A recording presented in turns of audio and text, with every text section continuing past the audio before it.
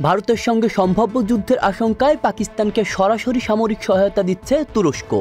ভারতীয় গণমাধ্যম Times of India জানিয়েছে, ইতোমধ্যে তুরস্ক থেকে 7টি অস্ত্রবাহী সামরিক বিমান পাকিস্তানে পৌঁছেছে। প্রতিবেদনে বলা হয়, গত 27 এপ্রিল তুরস্কের বিমান বাহিনীর একটি হারকিউলাস C-130 কার্গো বিমান করাচিতে অবতরণ করে, যাতে নানা ধরনের সামরিক সরঞ্জাম ছিল। এ ঘটনাকে তুরস্কের পক্ষ থেকে পাকিস্তানের জন্য বৃহত্তর প্রতিরক্ষা সহায়তার অংশ হিসাবে উল্লেখ করা হচ্ছে।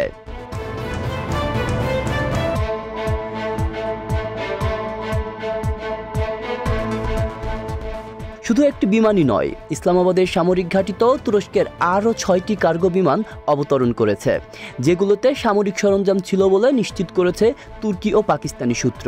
টাইমস অফ ইন্ডিয়া বিশ্লেষণ করে বলছে, ভারত অধিকৃত কাশ্মীরের পেহেলগামে সাম্প্রতিক হামলার ঘটনার পর দিল্লি ও ইসলামাবাদের মধ্যে বেড়ে চলা উত্তেজনার প্রেক্ষাপটে তুরস্কের এই পদক্ষেপ এসেছে।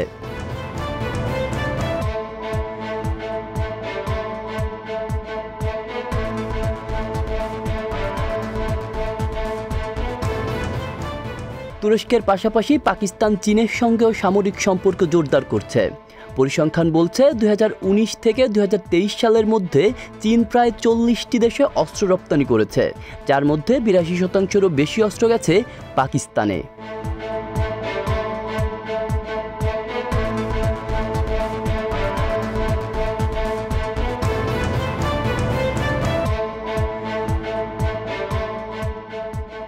এদিকে ভারতের সাথে যুদ্ধ হলে পাকিস্তানের পক্ষে লড়াই করার ঘোষণা দিয়েছে খালিস্তানপন্থী শিখরা। খালিস্তানি নেতা গুরপাত ওয়ান্ত সিং পান্নু হুঁশিয়ারি উচ্চারণ করে বলেন, যুদ্ধ বাঁধলে 2 কোটি শিখ পাকিস্তানের পক্ষে অপ্রতিরোধ্য দেয়াল হয়ে দাঁড়াবে এবং ভারতীয় সেনাদের পাঞ্জাব পার হতে দেওয়া হবে না।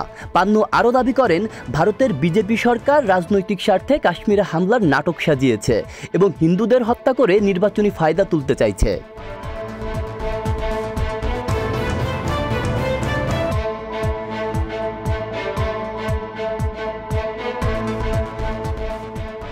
তিনি ভারতের প্রধানমন্ত্রী নরেন্দ্র মোদী ও স্বরাষ্ট্রমন্ত্রী অমিত শাহকে সতর্ক করে বলেন, ইন্দিরা গান্ধীর পরিণতি তাদেরও হতে পারে।